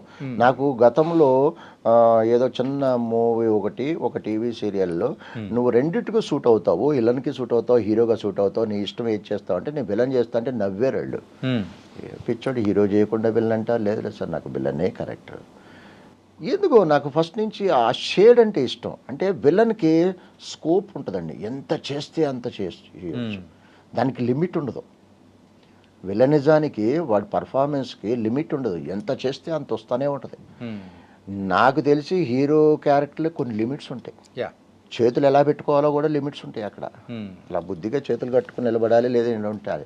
అదే విలన్ వాడు ఏమైనా చేసుకోవచ్చు, ఎక్కడైనా గీక్కోవచ్చు, ఏదైనా చేసుకోవచ్చు. ఆ బాడీ లాంగ్వేజ్లో లిమిట్స్ ఉండవు విలనిజానికి. ఎందుకో నాకు ఫస్ట్ నుంచి నాకు విలన్ క్యారెక్టర్లే ఇష్టం. నిజం చెప్పాలంటే జనాల్లో కూడా విలన్ క్యారెక్టర్లో ఎక్కువ గుర్తుపడతారండి, చూస్తారు కూడా. ఇప్పుడు పేపర్ కూడా చూడండి, ఫర్ ఎగ్జాంపుల్ ఒక పేపర్లో పడింది, ఇప్పుడు చాణక్య అనేవాడు 100 కోట్లు దానం చేశాడు, లేదంటే ఇంకో ఎల్లయ్య పుల్లయ్య కిడ్నీలు దానం చేశాడు అని ఉంటుందండి. ఇక్కడ రాజేంద్ర అనేవాడు బ్యాంకు దోచాడు, లేదా మానభంగాలు చేశాడు అని ఉందని రెండు పక్క పక్కనే పడినాయి అనుకోండి paper. Positive person, negative person, positive person కూడా ఫస్ట్ ఈ న్యూస్ చదువుతాడు కానీ ఈ న్యూస్ చదవడు. అవునా కాదా? కరెక్టే సార్. పాజిటివ్ పర్సన్ కూడా మంచితనం చూడడం, చెడు చదువుతాడు ముందు. అంటే చెడు అనేది తొందరగా జనాల్లోకి వెళ్ళిపోద్ది. సార్ ఇలా నెగిటివ్ పాత్రలు అన్నీ చేస్తూ ఉన్నారు. కాకపోతే కమింగ్ టు మీరు చేసిన పాత్రల విషయానికి వస్తే, ఒకసారి మీ సోషల్ మీడియా హ్యాండిల్స్లో చూసుకున్నా కానీ ఎక్కువగా రావణాసురుడు, దుర్యోధనుడు అండ్ వీటి నెగిటివ్ షేడ్స్ ఉన్న క్యారెక్టర్స్ ఎక్కువగా చేయడానికి, ఆ రోల్స్ ఎక్కువగా పెట్టుకోవడానికి రీజన్ ఏంటి? రీజన్ ఏం లేదండి, అది భగవంతుడు అనుగ్రహం. ఒకప్పుడు కళామ తల్లి అందరినీ వరించదండి. ఇందా చెప్పే కదా, 72 మంది స్టూడెంట్స్లో చెప్పుకోదగ్గ క్యారెక్టర్లు నేను గర్వంగా చెప్పుకోగలను. అందరినీ వరించదు, కొంతమంది. ఇప్పుడు అందరూ అయిపోదాం అనుకుంటారు. నేను ఇంతకుముందు ఉదాహరణ చెప్పా, ఒక బెంచ్ మీద కూర్చున్న ఇద్దరు, ఒకడు సీఎం అవుతాడు, ఒకడు ప్యూన్ అవుతాడు. ఆడు బెంచ్ మీదే కూర్చున్నా కదా అంటే అవడు. ఒక తల్లి కడుపును పుట్టినోళ్ళు కూడా ఒకడు కలెక్టర్ అవ్వచ్చు, ఒకడు రోడ్డు మీద తిరిగే అవారాగాడు అవ్వచ్చు. ఒకే తల్లి కడుపును పుట్టాం కదా అంటే అదే తేడా ఉందంట. అయితే ఇక్కడ ఎక్కడి నుంచి వచ్చింది పాయింట్? నాకు అదృష్టం అండి, కలిసి వచ్చింది. నాకు స్టార్టింగ్ కెరియర్ జనరల్గా ఇక్కడ కూడా ఇంకో విషయం చెప్పాలి. మామూలుగా జనరల్గా క్యారెక్టర్లు చేసుకుంటూ సోషల్ క్యారెక్టర్లు చేసి కాస్త ముదిరిన తర్వాత ఒక పౌరాణికానికి ఒక పవర్ఫుల్ క్యారెక్టర్స్ వస్తాయి. నాకు స్టార్టింగే పవర్ఫుల్ క్యారెక్టర్స్ పడిపోయినాయి. మీ ఆహార్యం వైజ్ అయి ఉండొచ్చు, నా ఆహార్యం అయి ఉండొచ్చు, నా ఆ టైం బాగుండుండొచ్చు. నా స్టార్టింగ్ స్టేజ్లోనే ఒక అద్భుతమైన క్యారెక్టర్లో దుర్యోధనుడు అంటే ఏం క్యారెక్టర్, దుర్యోధనుడు, రావణాసురుడు, మహిషాసురుడు, భీముడు, బకాసురుడు, మూవీ ఒకటి చేశాను శ్రీకృష్ణదేవరాయ హీరోగా చేశాను, అది ఓటీటీలో ఉంది. అలా పవర్ఫుల్ క్యారెక్టర్స్ నాకు స్టార్టింగ్ స్టేజ్లోనే పడినాయి. నేను భగవంతుడి దయలో మ్యాక్సిమం నేను ప్రూవ్ చేసుకున్నాను. అందరు డైరెక్టర్లు శభాష్ అనిపించుకున్నాను, దాంట్లో డౌటే లేదు. ఈ మైథలాజికల్లో ఉన్న ఎఫెక్ట్ అంటే ఆ క్యారెక్టర్స్ యొక్క ఇంపాక్ట్ మీద ఎక్కువ, అంటే మీ మీద ఎక్కువ ఉందేమో అనిపిస్తుంది. ఇక గెటప్స్, ఇక్కడ గెటప్ అంటే వచ్చింది వల్లభనేని జనార్దన్ గారు తెలుసు కదా, చనిపోయారు, సీనియర్ మోస్ట్. ఓకే. ఆయన ఫిల్మ్ ఇన్స్టిట్యూట్ నుంచి అయిపోగానే నేను ఫస్ట్ టైం ఆయన్నే కలిశాను. నేనంటే మంచి అభిమానం ఉండేది. ఆయన దాంట్లో కూడా కొన్ని వేషాలు ఇచ్చారు. ఆయన ఒక రోజు నాకు ఫోన్ చేసి, రాజేంద్ర నీ మీద 3 కంప్లైంట్స్ ఉన్నాయి అన్నాడు. సార్ నా మీద 3 కంప్లైంట్స్ ఉన్నాయి సార్, చెప్పండి సార్ అన్న. ఒకటి షూటింగ్ టైంకి రావటా అన్నారు సార్. రెండోది సార్ అన్న మేకప్ విషయంలో చాలా టైం తీసుకుంటావంట మేకప్ మెన్ అన్నాడు. 3 సార్ అన్న నువ్వు స్క్రిప్ట్లో ఇన్వాల్వ్ అవుతావంట అన్నాడు. సార్ చెప్పమంటారా అన్న. చెప్పాను సార్, టైంకి రాను అనేది కరెక్ట్ కాదు సార్. ఇప్పుడు ట్రాఫిక్లో 10 నిమిషాలు ముందు వెళ్ళిన రోజులు ఉన్నాయి, 10 నిమిషాలు లేట్ వెళ్ళిన రోజులు ఉన్నాయి, అంతవరకే. కానీ 10 నిమిషాలు పావుగంటే కానీ గంటలు లేట్ అయ్యి హాఫ్ డేలు అయితే లేవు సార్. ముందు వెళ్ళిన రోజులు ఉన్నాయి, కామన్ సార్, అందరూ వస్తారు, అంతకు మించి ఏం లేదు సార్. ఇకపోతే మేకప్ విషయం అంటారా సార్, నాకు గ్లామర్ పిచ్ లేదు సార్. సోషల్ క్యారెక్టర్ అయితే నేను మేకప్ కూడా చేసుకొని వెళ్ళిపోతా. బట్ హిస్టారికల్ మైథలాజికల్ విషయానికి వస్తే మాత్రం అస్సలు కాంప్రమైజ్ కాను సార్. గంట అయినా 2 గంటలైనా 3 గంటలైనా కానీ నేను సాటిస్ఫై అయ్యి చూసుకునేదాకా, నేను దిద్దుకుని మ్యాక్సిమం చేసుకునేదాకా నేను నా షాట్లోకి రాను. కావాలంటే నేను చేసిన ప్రాజెక్టుల్లో పక్క ఆర్టిస్టుల మేకప్లు నా మేకప్ మీరు కంపేర్ చేసి చూడండి, ఎంత పాలిష్డ్గా ఉంటాయో, ఎక్కడ వంక పెట్టుకోకుండా ఉంటాయి, మీరు చెక్ చేసుకొని కావాలంటే. ఈ విషయంలో మాత్రం కాంప్రమైజ్ కాదు సార్. ఇక స్క్రిప్ట్ విషయంలో అంటారా, స్క్రిప్ట్లో ఏలు పెట్టే అంత బుర్ర నాకు లేదు సార్ నాన్న అంటే పక్క నవ్వి, రాజేంద్రాని సంగతి నాకు తెలీదా, ఎదుగుతూ ఉంటే లాగాలనే వాళ్ళు ఉంటారు చాలామంది, ఏదో చెప్తుంటారులే ఊరికి మాట్లాడా అన్నాడు. అలా గెటప్, పౌరాణికాల గెటప్ల విషయంలో మాత్రం అసలు నేను కాంప్రమైజ్ కాను. నేను ముందు పక్క కేర్ తీసుకుంటాను గెటప్లో. ఓకే. ఈ రాజమౌళి గారు ఈ సినిమాల్లో 2 సినిమాల్లో యాక్ట్ చేశారు. అవును. మెయిన్గా ఒకటి స్టూడెంట్ నెంబర్ 1, సింహాద్రి. ఈ 2 సినిమాల తర్వాత మళ్ళీ నెక్స్ట్ ట్రావెల్ ఎందుకు అంటే 3వ సినిమా యాక్చువల్గా మన సై. ఓకే. ఆ సైకి ఆ తర్వాత భగవంతుడి దయ వల్ల వినాయక్ గారు, రాజమౌళి గారు ఆ 2 సినిమాలు చేసేసరికి నేను అప్పుడు సినిమాలు రావడం స్టార్ట్ అయినాయి. బిజీగానే ఉన్నా, చేతిలో 2-3 సినిమాలు ఉండేవి. అప్పుడు దాంట్లో ఒక గేమ్ రగ్బీ ఆ గేమ్ బేస్డ్ కదా, అది ప్రాక్టీస్ కోసం అని అక్కడెక్కడో మన పోలీస్ గ్రౌండ్స్ దగ్గర చాలా దూరం, అప్ప దాటి వెళ్ళాలి, ఒక 1 మంత్ వెళ్ళాల్సి ఉంటుంది అని పిలిపించారు. ఆయన తప్పేం లేదు. అయితే తర్వాత వెళ్ళి, సార్ సినిమాలు ఉన్నాయి సార్, బిజీగా ఉన్నా, షూట్ నేను ట్రైనింగ్కి రాలేను సార్ అంటే, అయ్యో పర్లేదులే ఇంకో వేషం చేద్దు కాలే పర్లేదులే అన్నారు. ఆ గ్యాప్ ఇక అట్లాగే కంటిన్యూ అయిపోయింది. ఎందుకంటే ఆయన మూవీస్లో స్టార్టింగ్ నుంచి అబ్జర్వ్ చేసుకుంటే అది నా బ్యాడ్ లక్కే. ఆ రోజు నేను ట్రైనింగ్కి వెళ్ళి చేస్తే కంటిన్యూ అయ్యి ఉండేవాడిని, డెఫినెట్గా అయ్యి ఉండేవాడిని. బట్ అది ఒక విధంగా నా తప్పే అనిపిస్తుంది, రెగ్యులర్గా ఆయన కలవకపోవడం. ఈ మైథలాజికల్ మూవీస్ అనేది కూడా మన తెలుగు ఇండస్ట్రీలో మళ్ళీ ఒకసారి స్టార్ట్ అయింది అని అంటే, నాట్ మైథలాజికల్ అంటే హిస్టారికల్ కొంచెం ఉన్నవి.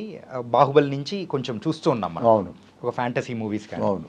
అట్లాంటి దానిలో మీ టైప్ ఆఫ్ క్యారెక్టరైజేషన్ కూడా సూట్ అయ్యేది కూడా కొన్ని ఉన్నాయి కదా క్యారెక్టర్స్ ఉంటాయండి. బట్ మీరు అందులో ఏమన్నా ఆడిషన్ కానీ లేకపోతే అప్రోచ్ అవ్వడం? అప్రోచ్ అంటే ఒక విషయం చెప్తా, డైరెక్టర్ గారి పేరు చెప్పను. ఒక పెద్ద మూవీ, హిస్టారికల్ మూవీ స్టార్ట్ చేస్తున్నారు. నేను చేసిన గెటప్స్ అన్నీ ఆల్ గెటప్స్, రావణాసుడు, దుర్యోధన, అన్ని ఫొటోసు, ఒక 9 ఫోటోలు డిఫరెంట్ గెటప్స్. పైన నా ఒరిజినల్ ఎలా ఉంటాను, 10 ఫోటోలు ట్యాగ్ కట్టి ఆఫీస్లో ఇచ్చా. బాగుంది. తర్వాత రెండో రోజు ఆఫీస్కి వెళ్ళా. అప్పుడు అక్కడ కో డైరెక్టర్ గారు ఒక మాట అన్నారు. ఏమన్నారు, ఈ ఫొటోసు డైరెక్టర్ గారు చూపించామండి, సూపర్ బాగున్నాయి, నాకు ఇటువంటి ఆర్టిస్టులు కావాలయ్యా, నాకు ఈ ఫిట్నెస్ ఉన్న ఆర్టిస్టులు కావాలయ్యా అన్నారే కానీ ఈయన పిలిపించు అనలేదండి అన్నారు. అంత బాధ అనిపించింది. ఇప్పుడు ఏదో డ్రాయింగ్ వేసిన బొమ్మలు, చందమామ బొమ్మరిల్లు అప్పుడు బొమ్మలు ఉండే కదా, ఏ బొమ్మలు వేసి ఈసారి ఇల్లు చూపిస్తే నాకు ఇటువంటి పర్సనాలిటీలు కావాలి, పిలిపించండి అంటే దానికి ఒక అర్థం ఉంది. మనిషే ఇచ్చాడు కదా, అరే ఫస్ట్ ఇలాంటి పర్సనాలిటీ కావాలి, ముందు ఈయన పిలిపించండి అనాలిగా, అలా. ఓకే. ఈ బాహుబలి సినిమాలో కూడా ఏంటంటే మనం ఆ రోజు నుంచి చూస్తూ ఉన్న సీరియల్స్లో యాక్ట్ చేసిన వాళ్ళు కానీ కొంతమంది సీనియర్స్ వాళ్ళందరూ కూడా కనిపించేటప్పటికి అందులో మీరు కూడా ఉంటారేమో అని ఒకటి అనుకున్నాము. చేయలేదండి, అది నా టైం బ్యాడ్ అయి ఉండొచ్చు, ఒకరిని దూషించాలి. సరే ఏది ఏమైనా కానీ ఒకటే అనుకుంటా, ఎవరినో ఎందుకు దూషించాలి, వాళ్ళ ప్రోడక్ట్ వాళ్ళు ఇష్టమైన వాళ్ళని పెట్టుకుంటారు, నన్ను పెట్టుకోవాలని రూల్ ఏమీ లేదు. నా టైం బాగోలేదు అనుకుంటానే కానీ చలో వచ్చిన రోజే వస్తుంది. ఓకే. అండ్ సార్, మీరు గుర్తింపు గురించి దాని గురించి ఒకసారి అన్నారు కదా సార్, ఏంటంటే ఆ క్యారెక్టరేషన్, పలానా క్యారెక్టరేషన్ నాకు అంటే ఇలాంటి వాడే కావాలి అని చెప్పేసి ప్రత్యేకంగా మిమ్మల్ని పిలిపించుకొని ఒక నాటకంలో అవకాశం ఇచ్చిన వ్యక్తి ఒకరున్నారు కదా, ధర్మవరపు సుబ్రహ్మణ్యం. ఓ ఆయన పర్టికులర్గా అంటే ఇది మీరు మెన్షన్ చేశారు కాబట్టి దానికి కనెక్షన్ అక్కడ ఉంది. కొంతమంది ఉంటారండి, కొంతమంది బాగా మంచి క్వశ్చన్, మంచి రిలేటెడ్ లింక్ ఉన్న క్వశ్చన్ వేసావు బాబు నువ్వు. చూసి కూడా ఇన్ని పిలిపించడం వల్ల కొంతమంది ఎట్లుంటారు, నాకు వాడే కావాలంట. అది ధర్మవరం సుబ్రహ్మణ్యం గారు. ఇక్కడ ఒక్క 2 నిమిషాలు వెనక్కి ఫ్లాష్ బ్యాక్ వెళ్తాను.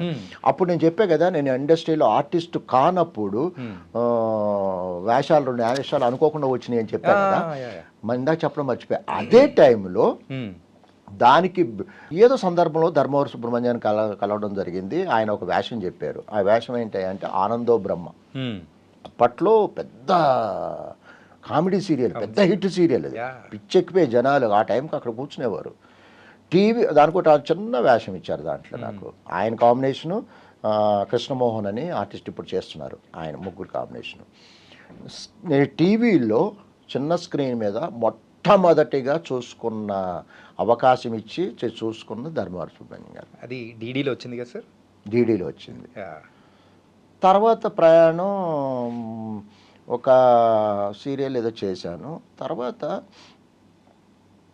విక్రమార్కుడు క్యారెక్టర్, విక్రమార్కుడు తెలుసు కదా, శవాన్ని భుజాన్ని వేసుకుని వెళ్తుంటాడు, కథ చెప్తుంటాడు, బేతాళుడు, నిజం చెప్పకపోతే 1000 చెక్కలైపోద్ది, ఇది సబ్జెక్టు.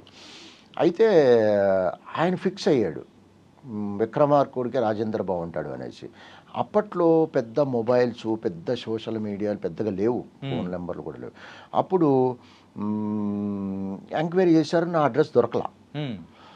2-3 చెప్తే లేదు దొరకట్లా అంటే, లేదు నాకు లేట్ అయినా పర్లా, నాకు రాజేంద్రే కావాలి విక్రమార్కుడు క్యారెక్టర్కి, అతనే సెట్ అవుతాడు అనేసి 3-4 రోజులు నా గురించి సెర్చ్ చేసి నన్ను పట్టుకున్నారండి. నిజంగా ఆయనకి ఎక్కడున్నారో స్వర్గలోకంలో. నిజంగా ఆయనకి నేను ఎప్పటికీ నా లైఫ్లో మర్చిపోను, ఆయనకి ఎప్పటికీ రుణపడి ఉంటా. నన్ను 4-5 రోజులు ప్రాజెక్ట్ ఆపుకుని ఆ క్యారెక్టర్ నాతో చేశారు. అది పంజగుట్ట శ్మశానం ఉంది చూసారా, అక్కడ. అయితే దానికి సంబంధం లేకపోయిన చిన్న విషయాలు, అంటే కొంతమంది క్వశ్చన్లు వేస్తారు, దేవుడు ఉన్నాడా దెయ్యాలు ఉన్నారా అని. మరి ఉన్నాడో లేడో నాకు తెలియదు, కష్టం ఉంటే ఉన్నాడు అనుకుంటాడు, కష్టం ఉంటాడు. అలాగే దెయ్యాలు కూడా నేను పెద్దగా నమ్మను. కానీ ఒక చిన్న ఇన్సిడెంట్ చెప్తా. అక్కడ పంజగుట్ట శ్మశానంలో ఈవినింగ్ 6కు మొదలెట్టి తెల్లారి 6 వరకు నైట్ అంతా షూటింగ్ చేసాం. అక్కడక్కడ డెడ్ బాడీస్ కాలుతున్నాయి. ఓకే. అక్కడే భోజనాలు చేసాము, భోజనాలు కాడే అక్కడ బోన్స్ ఇక్కడ బోన్స్ కనపడుతూనే ఉన్నాయి. చేసాం షూటింగ్, శవాన్ని వేసుకున్నా చేసా తెల్లవార్లు వాడిని మోసా బక్కొండొకండి.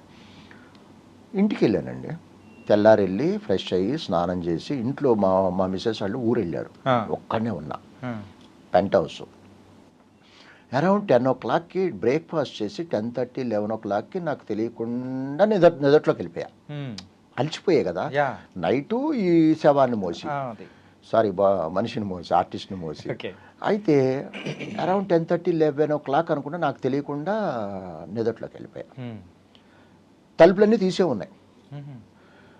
ఇంట్లో ఎవరు లేరు. 4:30, 5ంటికి మెలకు వచ్చింది. 10, 10:30కు పడుకున్నానండి. 4:30కు 5ంటికో మెలకు వచ్చింది. బద్ధకంగా చూసుకున్నా 4:30, 5 అయింది. కట్ చేస్తే డేట్ మారిపోయింది. ఓకే. అంటే మీరు 1.5 రోజు పడుకున్నా. ఎంతసేపు కళ్ళు కడుక్కుని స్నానం చేసి ఫ్రెష్ అయ్యి చూసినా 4:30, 5 అయింది. ఇది కరెక్టే, ఓకే, పొద్దున పడితే సాయంత్రం లేచా. కానీ డేట్ ఎలా మారింది అంటే అన్ని అవర్స్ నాకు తెలియకోకుండా ఎవరైనా పడుకుంటే 10 hours, 11 hours, మహా అయితే 2, 8, 16 గంటలు పడుకుంటారు. దాదాపు 1.5 day నాకు తెలియకుండా తలుపులన్నీ తీసే ఉన్నాయి. పడుకుని నిద్రపోయా. ఇప్పటికీ నాకు అర్థం కాని విషయం. అన్ని గంటలు కనీసం బాత్రూమ్ కూడా అసలు మెలకువే లేదు. మరి ఎంత అలసిపోయినా అన్ని గంటలు నిద్ర పట్టదే. అది ఇప్పటికీ దాదాపు 20 ఏళ్ళు అయిపోయింది. ఇప్పటికీ నాకు అర్థం కాని విషయం. అది ఒక మిస్టరీ అలాంటిది. 1.5 day పడుకున్నాం. ఎప్పుడు సార్ ఇది? అప్రాక్సిమేట్ ఏ ఇయర్ ఇది?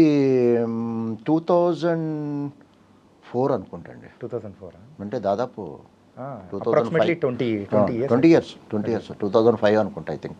Sir, coming to the serials graph మీద ఒకసారి అబ్జర్వ్ చేస్తే ఇప్పటివరకు ఒక 30,000+ ఎపిసోడ్లు, ఒక 30-40 సీరియళ్ళు, అవును, ఇన్ని చేశారు. కాకపోతే మీకంటూ ఒక ప్రత్యేకమైన గుర్తింపు, బయటికి వెళ్ళినా కానీ మిమ్మల్ని బాగా తిట్టుకునే ఆడియన్స్ అనే ఉన్నారంటే వదినమ్మ త్రూ వచ్చింది అనుకోవచ్చా? 100% అనుకోవచ్చు. నన్ను ఇన్ని సీరియల్ చేశాను. ఈ మధ్యకాలంలో నెంబర్ 1 బాగా గుర్తింపు వచ్చి బాగా తిట్టుకున్న సీరియల్ ఎవరయ్యా అంటే వదినమ్మ. దాంట్లో డౌట్ లేదు. నాకు మంచి వేషం ఇచ్చిన ఈ సందర్భంగా ప్రభాకర్ భయ్యాకి థ్యాంక్స్ చెప్పుకుంటా. ఓకే. దాని తర్వాత మౌనరాగం. ఈ 2 ఒక రేంజ్లో లేపినాయి నన్ను. ఇప్పటికీ వదినమ్మ ఎవరైనా డైరెక్ట్గా తిడుతుంటారు, నాకు ఫేస్బుక్లో మెసేజ్లు పెడుతుంటారు. ఇప్పటికీ కొన్ని సీరియల్స్కి, నువ్వు ఇంత ఎదవ అనుకోవాలా, ఇంత దుర్మార్గుడు అనుకోలేదు, ఇంత హింసిస్తావా, అసలు మనిషివేనా అని పెట్టి లాస్ట్లో చాలా బాగా చేశారండి అంటుంటారు. అంటే నువ్వు ఎంత తిడితే నాకు అన్ని సర్టిఫికేట్లు అయ్యి, అన్ని అవార్డ్స్. ఇప్పుడు నువ్వు ఎందుకు తిట్టావు? నేను నిజంగా చేసేస్తున్నాను, నా కొడుకు చేసేస్తున్నాడు అని నువ్వు ఫీల్ అయ్యావు కాబట్టి నీ నోట్లోంచి తిట్టొచ్చింది. నేను ఆర్టిఫిషియల్గా ఏదో చేస్తే నువ్వు ఇన్వాల్వ్ అవ్వు. నువ్వు ఇన్వాల్వ్ అయిపోయి నేను నిజంగా చేస్తున్నానేమో అని నువ్వు ఇన్వాల్వ్ అయ్యావంటే దాని అర్థం నేను క్యారెక్టర్లో ఇన్వాల్వ్ అయ్యాననే కదా, అంటే నేను బాగా చేశానని అర్థం కదా. కాబట్టి మీరు ఎంత తిట్టుకుంటే నాకు అంతే బ్లెస్సింగ్స్ లాగా నేను భావిస్తుంటా. నన్ను డైరెక్ట్గా ఫేస్బుక్లోనే కాదండి, డైరెక్ట్గా కూడా తిడతారు. అంటే ప్రేమగా మీరు చేసే క్యారెక్టర్స్కి అలా ఓన్ అయిపోయి అయిపోయింది అనమాట. సార్, ఇన్ని సంవత్సరాల సినీ రంగ ప్రయాణంలో హీరోస్గా కానీ డైరెక్టర్స్గా కానీ ఎవరైనా కానీ మీకు క్లోజ్గా అంటే ఆత్మీయ మిత్రులు అని కొంతమంది అనుకుంటుంటారు, అట్లా ఎవరైనా ఉన్నారా? అంటే ఆర్టిస్ట్ పరంగా అంటే నాకు ఫిల్మ్ ఇన్స్టిట్యూట్లో నా బ్యాచ్మేట్ ఒక అతన్నాడు, కట్టా రవీంద్ర శర్మ అని. ఓకే. అతను డాక్టర్. అప్పుడు చేసేవాడు, ఇప్పుడు రిటైర్ అయ్యి ఇప్పుడు యాక్టింగ్లో తను కూడా చేస్తున్నాడు. నిజం చెప్పాలంటే అతను ఒక్కడే నాకు కాసేపు వారానికి 2 సార్లు 3 సార్లు ఎక్కడ ఉన్నారా, ఏం చేస్తున్నావు అంటే ఒక ఫ్రెండ్ ఇంకో ఫ్రెండ్ కండి అవసరం ఉంటే ఫోన్ చేయడం ఫ్రెండ్ కాదండి. ఓకే. అవసరం లేకపోయినా కానీ ఎక్కడున్నావు, ఎలా ఉన్నావు, బాగున్నావా, పిచ్చాపాటి ఏం చేస్తున్నావు అని అప్పుడప్పుడు అడుగుతుంటాడు చూసారా, వాడు అసలైన స్నేహితుడని నేను అనుకుంటున్నాను. ఆపదలో ఆదుకున్నవాడు. ఇక ఇంతకుముందు చెప్పాను, మళ్ళా చెప్తా, తప్పే ఎన్నిసార్లు చెప్పినా తక్కువే. నాకు ఒక ప్రాణమిత్రుడు ఉన్నాడు. ఓకే. ప్రాణమిత్రుడు నిజంగా చెప్పాలి అంటే అతను నేను బతుకున్నంత కాలం నేను మర్చిపోకూడదు, మర్చిపోతే నేను మనిషిని కాను. నాకు హెల్ప్ చేశాడు. నీకు ఏ అర్ధరాత్రి 1 గంటకు 2 గంటలకైనా నువ్వు ఫోన్ చేసి నీకేం కావాలి అంటే చెప్పరా, నీకు ఉంటుంది నీ ముందు గంటలో అంటాడు. ఓకే. మామూలు కాదు. ఆంజనేయ ప్రసాద్ అని అతని పేరు. బయట సార్ ఇక్కడే ఉంటాడు, విజయవాడ దగ్గర, ఖమ్మం. చెప్పే కదా, నా లైఫ్లో అత్యంత ప్రాణమిత్రుడు ఎవడయ్యా అంటే వాడొక్కడే. ఓకే. ఫ్రాంక్గా చెప్తున్నా, ఏదో డైలాగ్ చెప్పట్లా, అతను నా ప్రాణం ఇచ్చేయమని ఇచ్చేస్తా. కానీ లైఫ్లో ఒకరు అట్లాంటి వాళ్ళు ఉంటేనే సార్ నన్ను కష్టకాలంలో ఆదుకున్నాడు. రైట్. కష్టకాలం అంటే ఫైనాన్షియల్గానా లేకపోతే ఇక అన్ని అంతే, అదే కదా మరి. మనిషికి ఫస్ట్ కాలం అంటే మనిషికి కష్టకాలం అంటే అదే కదా. కానీ కొన్ని చెప్పకూడదు, కానీ అది కూడా ఒక గొప్ప విషయం చెప్పిన, దాంట్లో కూడా ఒక టచ్ ఉంది, ఒక గొప్ప విషయం ఉంది. దాదాపు అతను నేను 40 సంవత్సరాలు విడిపోయి అతను కాంటాక్ట్ లేదు, నేను కాంటాక్ట్ లేదు. నేను ఏదో ఆర్టిస్ట్గా చేస్తున్నానని తెలుసు కానీ బట్ అతను ఎక్కడున్నాడో నాకేం తెలియదు. ఒక సీరియల్లో చూసి, అరే వీడు రాజేంద్ర అని, ఆ సీరియల్లో వాళ్ళ ఫ్రెండ్ ఎవడో యాక్ట్ చేశాడే చూడమని చెప్తే అతను చూస్తూ నన్ను చూశాడు. ఓకే. నన్ను చూసి కాంటాక్ట్ నెంబర్ చూశాడు, తీసుకుని 40 సంవత్సరాల తర్వాత మళ్ళా నీకు నేనున్నా అన్నాడు. చూసారా, వాడు స్నేహితులంటే. ఈ కష్టాలంటే ఇప్పుడు కంటిన్యూస్గా సినిమాలు తీస్తూ ఉన్నారు, సీరియల్స్ అంటే లాస్ట్ 5 years నుంచి సీరియల్స్ అనేది కూడా ఉన్నాయి. ఈ ఫైనాన్షియల్గా డౌన్ఫాల్ అంటే ఇప్పుడు కొంచెం 15-16 ఆ టైంలో అనుకోవచ్చా? అంటే డౌన్ఫాల్ అంటే ఏం చెప్పలేనండి, చెప్పే కదా, నాకు ఇండస్ట్రీలో జాబ్ సాటిస్ఫాక్షన్ ఉంది, జేబ్ సాటిస్ఫాక్షన్. అదే సార్, ఎందుకంటే ఈ పర్టికులర్ క్వశ్చన్ అడగడానికి మీరు ఆ మాట అన్నారు కాబట్టి నేను అడిగాను అనమాట.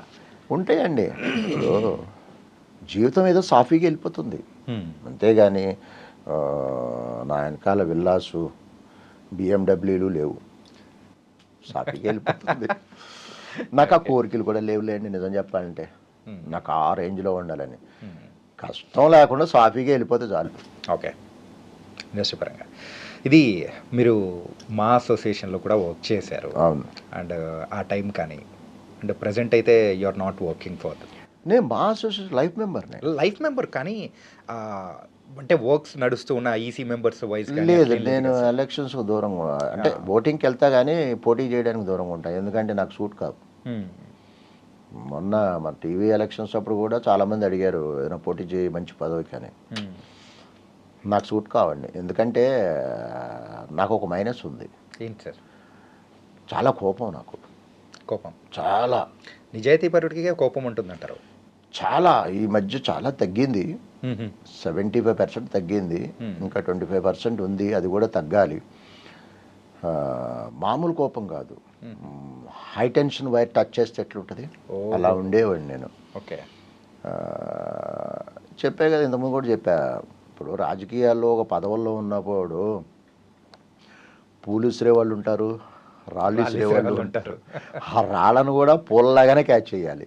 అంటే నువ్వు ఎందుకు రాయి ఇసిరావురా అంటే, కాబట్టి గవిక్కిన ఎవరో వాళ్ళు అంటారు, నేను హర్ట్ అవుతా. అందులో నేను ఎంత కోపమో నా మనసు అంత సెన్సిటివ్, నేను బాధ వచ్చేస్తుంది, బాధపడిపోతా, ఏంటి ఇలా అన్నారు అని. కాబట్టి ఈ 2 పదవులకి సూట్ కావు, అందుకని దూరంగా ఉంటా వాటికి. ఓకే సార్, మీకు చాలామంది మెసేజ్లు చేస్తూ ఉంటారు. అండ్ సార్ అంటే కొంతమంది అయితే ఔత్సాహికులు మేము ఇండస్ట్రీకి కూడా వస్తాం సార్ అని చెప్పేసి మెసేజ్ చేసేవాళ్ళు, కానీ ఇట్లా వస్తూ ఉంటారు. అవునవునవును.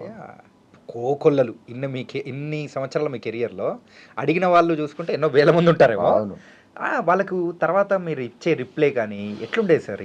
ఏమిస్తుంటారు మీరు? లేదండి, ఇది ఈ ఇంటర్వ్యూ సందర్భంగా చాలామందికి ఇది రీచ్ అవ్వాలి. మీరు అన్న క్వశ్చన్ మంచి క్వశ్చన్. నన్ను అనేక మంది, లెక్కలేనంత మంది నాకు సోషల్ మీడియాలో ఉన్నారు. ఎంతోమంది నాకు ఇన్బాక్స్లో మెసేజ్ పెడుతుంటారు, ఆడవాళ్ళు, మగవాళ్ళు, చిన్నవాళ్ళు, పెద్దవాళ్ళు, చదువుకున్న వాళ్ళు, చదువు లేని వాళ్ళు, స్టూడెంట్స్. ఏమనంటే, సార్ మాకు ఇండస్ట్రీకి రావాలని ఉంది, ఎలా రావాలి, హౌ టు అప్రోచ్, ఏం చెయ్యాలి. కొంతమంది ఆడిషన్స్ ఉన్నాయి, అది ఉన్నాయి అని చెప్పేసి హైదరాబాద్ పిలిచారు, ఫొటోస్ తీసుకున్నారు, 10,000 తీసుకున్నారు, 25,000 తీసుకున్నారు, తర్వాత ఫోన్ నెంబరు పనిచేయదు, స్విచ్ ఆఫ్, ఇలా మోసపోయాను సార్. ఎలా చేయాలి అంటే నేను ఒకటే చెప్తా, నిన్ను ఎవరైనా డబ్బులు అడిగారు అంటే ఆడు 100% ఫేక్. నీకు వేషం ఇస్తాను అని డబ్బులు అడిగారు అంటే వాడు 100% ఫేక్. ఏమన్నా డబ్బులు వాడే ఇస్తాడు, ఒకవేళ ఇవ్వలేకపోతే కొత్త ప్రాజెక్ట్ కదా ఇవ్వలేము అని అంటాడేమో, కానీ నిన్ను మాత్రం డబ్బులు అడగడు. నిన్ను డబ్బులు అడిగాడు అంటే వాడు తీయడు, ఇయ్యొద్దు, ఎవరికి రూపాయి ఇయ్యొద్దు అని ఒకటి చెప్తా. ఇక రెండో పాయింట్, వాళ్ళు నేను ఎలా రావాలి ఇండస్ట్రీకి రావాలనుకుంటున్నప్పుడు నేను ఒక క్వశ్చన్ వేస్తా. ఫస్ట్ క్వశ్చన్, నీ తల్లిదండ్రి ఏం చేస్తారు అని అడుగుతా. లేదండి అది వెల్ సెటిల్డ్, అది ఇది హ్యాపీ, పొలాలు పుట్టలో ఉన్నాయంటే ఓకే. అప్పుడు ఏం చెప్తాను, వెల్ సెటిల్డ్ అన్నప్పుడు ఏం చెప్తానంటే ఓకే, నువ్వు పోషించకపోయినా ఒక 2 ఏళ్ళు 3 ఏళ్ళు నిన్ను పోషించే స్థితిలో ఉన్నారా అంటే పంపిస్తారు సార్, అవసరమైతే 10,000 25,000 అయినా ఇస్తారు సార్ అంటే, అలా అయితే ఒక 3 ఏళ్ళు టార్గెట్గా పెట్టుకో, అంతే, ట్రై చేయి. ఈ 3 ఏళ్లలో నీకు అర్థమైపోతుంది ఏంటి ఇండస్ట్రీలో, నీకు అర్థమైపోద్ది, నీ ఇంటి వాళ్ళకి అర్థమైపోద్ది ఇండస్ట్రీలో నిలబడగలడా నిలబడలేడా అనే విషయం అర్థమైపోతుంది. కంటిన్యూ చేయి. నిలబడగలను అనుకుంటే కంటిన్యూ చేయి, నిలబడలేను అనుకుంటే బ్యాక్ వెళ్ళిపోయి జాబ్ చేసుకో, బిజినెస్ పెట్టుకో అని చెప్తా. పేరెంట్స్ లేదు సార్ కొంచెం ఏదో చిన్న జాబు ఏదో అంటే, పొరపాటు కూడా ఇండస్ట్రీకి రావద్దు. నువ్వు వచ్చావంటే నీ మీద ఎన్నో ఆశలు పెట్టుకుని ఉంటారు నీ తల్లిదండ్రి, నువ్వు ఇక్కడికి వచ్చి పీకేది ఏమీ లేదు. అనవసరంగా నీ ఆశలు ఎన్నో ఆశలు పెట్టుకున్నారు. దయచేసి ఇండస్ట్రీకి రావద్దు. నువ్వు వచ్చినంత మాత్రం నాకేం పోటీ కాదు, నాకేం నష్టం లేదు, నా అనుభవం చెప్తున్నా, నువ్వు రావద్దు, హ్యాపీగా జాబ్ చేసుకో. నువ్వు ఇండస్ట్రీకి రాగానే చాలామంది ఏమనుకుంటారు ఇండస్ట్రీ రాగా నాకు జాబ్ రెడీగా ఉంటుంది, అదే జాబ్ కాదు వేషాలు రెడీగా ఉంటే అమౌంట్లు వచ్చేస్తే లక్షలు అనుకుంటారు. నేను ఒకటే చెప్తా, ఇండస్ట్రీకి రాగానే వేషాలు ఉండవు. రెండోది, నీకు ఇన్కమ్ కూడా ఉండదు. నువ్వు పీజీ చేయడానికి కనీసం ఒక 16 ఏళ్ళు 17 ఏళ్ళు 18 ఏళ్ళు అంటే నువ్వు ఫుల్ ఫ్లెజ్డ్గా ఉద్యోగం చేసి సంపాదించుకుంటానికి ఎన్నేళ్ళు పట్టిందయ్యా? 17 నుంచి 18 ఏళ్ళు పడుతుంది నువ్వు పీజీ చేయాలంటే, అంతే కదా? అంతే. ఇక్కడ కూడా నువ్వు ఆ రేంజ్ ఇన్కమ్ రావాలంటే నువ్వు మళ్ళీ ఎల్కేజీ నుంచి మొదలెట్టి మళ్ళీ పీజీ చేయాలి. అంటే 15, 16, 10, 20 ఏళ్ళు చేయొచ్చు. నీకు అక్కడ 17, 18 ఏళ్లలో కంపల్సరీ చదువు అవుతుంది, ఒక సంవత్సరం అటు ఇటుగా జాబ్ ఇన్కమ్ స్టార్ట్ అవుతుంది. ఇక్కడ 20 ఏళ్ళు కాదు 30 ఏళ్ళు అయినా నీకు సక్సెస్ వస్తుందని నమ్మకం లేదు, రాకపోవచ్చు. 30 ఏళ్ళ నుంచి ట్రై చేస్తున్న వాళ్ళు ఎంతోమందిని చూశాను నేను, సక్సెస్ వస్తుందని నమ్మకం లేదు. ఇది లాటరీ లాంటిది. కాబట్టి అనవసరంగా నువ్వు పాడు చేసుకోవద్దు, హ్యాపీగా జాబ్ చేసుకో, చదువుకో అని చెప్పేస్తా. సార్, యూజువల్గా ఇంట్లో ఉన్న కుటుంబం గురించి కూడా మీరు ఇంత చక్కగా ఆలోచించి మరీ చెప్తున్నారు కదా, మరి మీ కుటుంబం వర్క్ సార్? సో మేడం ఏం చేస్తూ ఉంటారు? కానీ హౌస్ వైఫ్ అండి, హౌస్ వైఫ్. మా పిల్లలకి ఇంట్రెస్ట్ లేదు, నాకు ఇంట్రెస్ట్ లేదు, వాళ్ళకి అసలు ఇంట్రెస్ట్ లేదు. ఎంతమంది సార్? బాబు పాప. అసలు మీరు అడిగారు ఎప్పుడైనా వాళ్ళు? లేదండి, అడగాల్సిన అవసరం లేదు. ఇంతవరకు 25 సంవత్సరాల్లో ఇంతవరకు మా మిసెస్ కానీ మా పిల్లలు కానీ షూటింగ్ స్పాట్కి రావడం కానీ లేదంటే సినిమా ఫంక్షన్స్కి రావడం కానీ జరగలేదు. ఓకే, ఇంతవరకు అసలు ఇంట్రెస్ట్ లేదు. లవ్ మ్యారేజ్ అడగడం లేదు. మా అక్క కూతురే. అక్క కూతురు. ఓకే. సో రిలేషన్స్లో కాబట్టి అట్లా చేసేసారు. కాబట్టి వాళ్ళకి ఎవరికి ఇంట్రెస్ట్ లేదు, నాకు ఇంట్రెస్ట్ లేదండి. అస్సలు వద్దండి, నేను పడుతుంది చాలు. ఓకే. చాలామంది ఏమనుకుంటారంటే సినిమా ఇండస్ట్రీలో వాళ్ళకి ఏం మాయరోగం, లక్షలు సంపాదిస్తారు, పూల చొక్కా వేసుకుంటాడు, కారులో తిరుగుతాడు అనుకుంటారు. కానీ వాడికి కనిపించేది ఆ కారు, ఆ పూల చొక్కానే. లోపల బనీనికి ఎన్ని బొక్కలు ఉన్నాయో కనపడు వాడికి. కాబట్టి అది అంత ఈజీ కాదు, రంగుల ప్రపంచం అంతే ఇది. దీంట్లో సక్సెస్ అయిన వాళ్ళు నాకు తెలిసి వెల్ సెటిల్ అయిన వాళ్ళు మ్యాక్సిమం 10 to 15% ఉంటారు. పర్వాలేదు అనుకున్న వాళ్ళు ఉంటే ఒక 20% ఉంటారేమో. ఆ 15-20 30 అయితే దాదాపు 65-70% స్ట్రగుల్స్లో ఉన్నవాళ్ళే నాకు తెలిసి. రైట్. ఇండస్ట్రీలో అనుకున్నంత కలర్ఫుల్గా కనిపిస్తాం, కలర్ఫుల్గా ఉండదు. ఓకే సార్, ఇంటర్వ్యూకి ద ఫైనల్ క్వశ్చన్ ఏంటంటే, ప్రజెంట్ ఇప్పుడు ట్రెండ్ ఒక్కసారి అబ్జర్వ్ చేస్తే ఇంతకుముందు సీరియల్స్ సినిమా అనుకునే సిచ్యువేషన్ నుంచి ప్రజెంట్ అయితే ఓటీటీ మూవీస్ అనేది ఇట్లా ట్రెండ్ అనేది నడుస్తుంది. ఈ ఓటీటీ సినిమాల వైపు మీ అడుగులు కానీ పడే అవకాశాలు ఏమన్నా ఉన్నాయా? అప్రోచ్ అయ్యారా? అదేం లేవండి. ఇప్పుడు మేము ప్రొఫెషనల్ ఆర్టిస్ట్ని, మ్మ్. నువ్వు డబ్బులు ఇస్తావు, రేపు మరి నా క్యారెక్టర్ నచ్చాలి, నువ్వు ఇచ్చే డబ్బులు నచ్చాలి. నువ్వు ఓటీటీలు వేసుకుంటావో మీ ఇంట్లో టీవీలు వేసుకుంటావో నాకు ఎందుకండి. అంటే నార్మల్గా అవకాశాలు అటు సైడ్ నుంచి ఏమన్నా వచ్చాయి? లేదు, వస్తుంటే చేస్తుంటాను. నాకు అవన్నీ అవసరంలో చెప్పే కదా, మీ ఇంట్లో టీవీలు వేసి చూసుకుంటావో ఓటీటీలు వేస్తావో పెద్ద నాకు అనవసరం. క్యారెక్టర్ నచ్చాలి, నా పేమెంట్ నచ్చాలి, ఎక్కడైనా వేసుకో. ఓకే. పరభాషా నటులు ఒకప్పుడు మనము సినిమాలలో మాత్రమే చూసేవాళ్ళం. అవును. ఇప్పుడు అది కాస్త మరి ఆ సంస్కృతి కాస్త సీరియల్స్కి కూడా బాకింది. దీన్ని ఎలా మనం చూడొచ్చు అంటారు అసలు? దౌర్భాగ్యం, మన దౌర్భాగ్యం. ఇంతకుముందు సినిమాల్లో ఒక హీరోయిన్ తీసుకొచ్చేవారు, తర్వాత విలన్ని తీసుకొచ్చారు, తర్వాత కొన్ని క్యారెక్టర్లు తీసుకొచ్చారు. సరే పక్కన పెడదాం. ఇక టీవీ విషయానికి వస్తే ఇంతకుముందు స్వచ్ఛందంగా నేను వచ్చిన కొత్తలో తెలుగు వాళ్ళే ఉండేవారు చక్కగా. ఇక్కడ కూడా పరరాష్ట్రం నుంచి హీరోయిన్ పరరాష్ట్రమే, హీరో పరరాష్ట్రమే, ఫాదరు మదరు క్యారెక్టర్ ఆర్టిస్టులు అందరూ పరరాష్ట్రం నుంచి. రీజన్ ఏంటో ఎవరికీ తెలియదు, వాళ్ళకే తెలుసు ఎందుకు తీసుకొస్తున్నారు అని. కానీ ఇక్కడ నటులు లేరా అంటే అది తప్పు, అది నేను ఒప్పుకోను. మన దగ్గర అద్భుతమైన నటులు ఉన్నారండి. నాకు తెలిసి మన ఇండియాలో తెలుగు టాలీవుడ్లో ఉన్నంత మంచి నటులు టెక్నీషియన్స్ ఏ ఇండస్ట్రీలో లేరని నా అభిప్రాయం. ఎందుకంటే మనం మీరు చిన్నోడు, నేను పుట్టక ముందే మహానటులు అద్భుతమైన కళాఖండాలు తీసి టెక్నీషియన్స్ ఆర్టిస్టులు, ఒక రామారావు గారు, ఒక పాతాళ భైరవి అటువంటివి తీసి ముద్రేసిపోయిన వాళ్ళు. అటువంటి రాష్ట్రంలో నటులు లేరని చెప్పేసి పరరాష్ట్రం నుంచి తీసుకురావడం అనేది దౌర్భాగ్యం. అది దానివల్ల ఏంటంటే ఇక్కడ చాలామంది సీనియర్ ఆర్టిస్టులు ఫుడ్ లేక నానా రకాల బాధలు పడుతున్నారు. మరి ఇది కూడా ప్రొడ్యూసర్స్ తెలుసుకోవాలి. ప్రొడ్యూసర్స్ అడితే ఛానల్స్ అంటారు, ఛానల్స్ అడితే అంటే ఒకళ్ళ మీద ఒకళ్ళు వేసుకుంటున్నారు. తెలుసుకోవాలి ఛానల్స్, ప్రొడ్యూసర్స్. ఇప్పుడు ఎక్కడికక్కడే ఇప్పుడు తెలుగు ఇండస్ట్రీలోనే టీవీ లేదు కదా, పోనీ వాళ్ళని తీసుకొచ్చి వాళ్ళకు కూడా అవకాశాలు ఇద్దాము, పరరాష్ట్రం నుంచి తీసుకొచ్చి అవకాశాలు ఇద్దాము. అక్కడ నటీనటులు పాపం ఖాళీగా ఉన్నారంటానికి ప్రతి స్టేట్లోనూ ఉన్నాయి కదా ఛానల్స్. ఇక్కడ ఎన్ని ఉన్నాయో అన్నీ ప్రతి స్టేట్లో ఉన్నాయి. అక్కడ వాళ్ళు చేసుకొని నా ఇంట్లో నేను తింటా, వాళ్ళ ఇంట్లో వాళ్ళు తినండి. వాళ్ళు వచ్చి మా ఇంట్లో తినేస్తున్నారు, మాకు ఫుడ్ లేదు. పోనీ మమ్మల్ని తీసుకెళ్ళి వాళ్ళ ఇంట్లో ఎప్పుడన్నా ఫుడ్ పెడుతున్నారా? పెట్టట్లేదు, అది జరగట్లేదు. మా ఇంట్లో వచ్చి తింటున్నారు, మేము కడుపు కాల్చుకుంటున్నాము. ఒకరోజు పెడతాము, 2 రోజులు పెడతాము, జీవితాంతం పెట్టలేం కదా. ఇది కొంచెం ఆలోచించాలి. ఎందుకంటే ఇక్కడ లేకపోతే అనుకోవచ్చు, ఇది చాలా అంటే చాలా బాధాకరమైన విషయం. ఇప్పుడు భగవంతుడి దయ వల్ల నేనేదో కాస్త బిజీగానే ఉన్నా, కానీ చాలామంది సీనియర్ ఆర్టిస్టులు బిజీగా వేషాలు లేక, ఫుడ్ లేక, రెంట్లు కట్టుకోలేక నానా రకాల యాతన పడుతున్నారు. సార్, ఈ ఆరోగ్య సమస్య అని చెప్పేసి ఇందాక ఒక చిన్న వచ్చింది కాబట్టి ఈ సందర్భంలో ఇది అడగచ్చు అడగకూడదు కానీ అడుగుతాను. ఏదైనా అడగచ్చు. ఫిష్ వెంకట్ గారి సిచ్యువేషన్ కానీ ఆయన ఆరోగ్య సమస్య కానీ ఈ మధ్య మనం చూస్తూ సోషల్ మీడియాలో కంప్లీట్ గా. సో ఆ తర్వాత మీరు మీట్ అవ్వడం కానీ, అంటే ఒకప్పుడు కలిసి నటించారు కాబట్టి సో మీట్ అవ్వడం కానీ ఏమైనా జరిగిందా? అంటే నిజం చెప్తాను, మీట్ అవ్వలేదు, ఫోన్లో మాట్లాడాను. ఓకే. వేరే మా ఫ్రెండ్స్ వాళ్ళు కూడా మేము డిస్కస్ చేసుకున్నాము. మీట్ అవ్వకూడదు అని కాదు, ఎందుకు ఆ టైం అట్లా రాలే. మాట్లాడాము, బాధాకరమైన విషయం.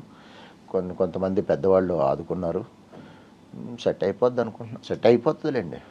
కాదే మన ఒకటండి, ఎంతమంది బయట నుంచి ఆదుకున్నా కానీ మన బాడీ మీద మనం కేర్ తీసుకోవాలి.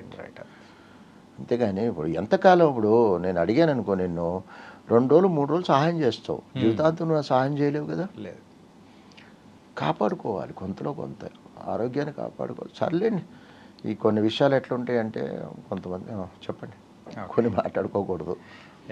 అదే ఆర్థికంగా కానీ ఎట్లా లేకపోతే బాధాకర విషయమే. మంచి మిత్రుడు, నాకు మంచి మిత్రుడు, చాలా సరదాగా ఉంటాడు. రికవర్ అయిపోతాడులేండి తొందరలో, దాని డౌట్ లేదు. Happy sir. ఓకే. కానీ బోల్డ్ అని విషయాలు అనేది కూడా షేర్ చేసుకున్నారు. ఇట్ వాస్ నిజంగా సార్ సూపర్ అనిపించింది. ఈ కాన్వర్సేషన్ ఇంతసేపు నడిచిందో నాకు తెలియదు కానీ అలా వెళ్ళిపోయింది. అయ్యో అలా చెప్పుకుంటూ పోతే ఎపిసోడ్ వస్తాయి. ఎందుకంటే ఒక్కరోజుది కాదు కదా, 25 సంవత్సరాల అనుభవం. ఇంకా ఎక్కువే ఉంది సార్. మీరు అంటుంటే మీరు అక్కడ అవి క్యాల్కులేషన్ తీసుకోవాలా, ఎందుకంటే అది ఫుల్ ఫ్లెజ్డ్ ఆర్టిస్ట్ని కాను, అక్కడ ఏదో సరదాగా చేసా. అవి కూడా చేసుకుంటే అవి ఒక 4, ఒక 5, 29, 30 ఏళ్ళు ఉంది. 30 ఏళ్ళు మరి ఎన్ని అనుభవాలు ఎన్నుంటాయి, చెప్పుకుంటూ పోతా ఉంటే అంత వస్తూనే ఉంటాయి. సార్ నిజంగా చేద్దాం ఇంకొక రోజున ఇంకొక కొన్ని సబ్జెక్టుల మీద చేద్దాం. కానీ చాలా చెప్పాలని ఉంది, చెప్పే కదా. ఈ రోజుల్లో ఫ్రాంక్గా చెప్పాలంటే యూట్యూబ్లో కూడా లాంగ్ వీడియోస్ ఎవరు చూడలేదు. చూడండి లాంగ్ వీడియో ప్లీజ్, నాదైనా చూడండి. అన్ని షార్ట్సే. నేను కూడా అంతే, యూట్యూబ్ ఓపెన్ చేసి షార్ట్స్కి వెళ్ళిపోతాడు. షార్ట్సే టక్క ఓపిక ఉండదు, ఓపిక లేదు జనాలకి ఇప్పుడు. షార్ట్ వీడియో కూడా విచిత్రం ఏంటంటే 1 మినిట్ కదా, ఆ 1 మినిట్ ఉన్న చూడడం 10 సెకండ్స్ 30 సెకండ్స్ లోపు ఉంటేనే, దాంట్లో కూడా విషయం ఉంటేనే ఇలాంటి ఏళ్ళు రెడీగా ఉంటుంది. ఇది ఇంతే అలా అయిపోయి, అంటే స్పీడు, యుగం స్పీడు, అంటే ఏదో చూసేయాలి అంటే ఎక్కువ వడ్డిచ్చేసారనుకోండి, ఏది తినాలో అర్థం కాక అది కథ తినేస్తారు. ఇవన్నీ దీనికి ఉదాహరణ పాత రోజుల్లోకి వెళ్తే, నాకు తెలిసి నువ్వు చిన్నోడు అయి ఉంటుంది, బ్లాక్ అండ్ వైట్ టైంలో శనివారం ఒక సినిమా, ఆదివారం ఒక cinema, Hindi cinema, Telugu cinema వచ్చేది బ్లాక్ అండ్ వైట్లో. ఆ ఒక్క సినిమా కోసం, ఆ 2 సినిమాలు తెలుగు హిందీ కోసం వారం రోజులు వెయిట్ చేసి, అన్నాలు తొందరగా ముగిచ్చేసి అందరూ చాపలు వేసుకుని, పేటలు వేసుకుని, కుర్చీలు వేసుకుని ఆ సినిమా కోసం చూసేవాళ్ళు. సినిమా అంతా కూల్గా చూసేవాళ్ళు. ఇప్పుడు ఏంటంటే ప్రపంచం చేతిలోకి వచ్చేసింది, ఏది కావాలంటే అందుకని ఆతృత ఎక్కువైపోయింది. ఏది నేను చెప్పే కదా, ఏది తినాలో అర్థం కాక, ఇక్కడ ఏది చూడాలో అర్థం కాక ఆ ఫింగర్ అలవాటైపోయింది. Speed. Nice sir, and thank you so much. ఎన్నో మాకు తెలియని విషయాలు కానీ సో చాలా చక్కగా చెప్పారు. మరో ఇంటర్వ్యూలో మళ్ళీ కలుద్దాం సార్. తప్పకుండా ఇంకో ఇంటర్వ్యూ చేద్దాం, ఇంకో సబ్జెక్ట్ మీద చేద్దాం. సార్ థ్యాంక్ యూ అండి. Thank you so much sir.